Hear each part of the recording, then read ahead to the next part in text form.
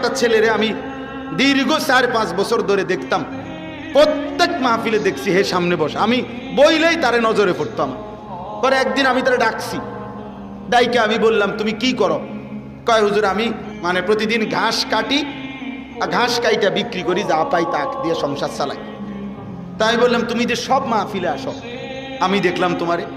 কয় হুজুরে যখনই আপনার কোনো পোস্টার দেখি, কয় আমি তখন এই ঘাস কাটার টাকার থেকে একটু একটু টাকা জমাই, গাড়ি ভাড়া মিলাইয়া রাখি, আপনার ওয়াজ শুনতে যাম।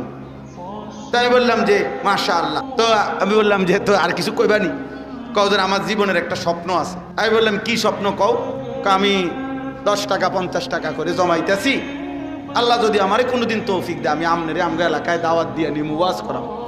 পরে আমি বললাম ওহন দাঁড়া, অন ডেট লো, এখন নাও ডেট, আজকে তোমারে ডেট দিলাম, হাদিয়া দিতে হবে না, আমি দিমু তোমার, এটা আছে আমার মা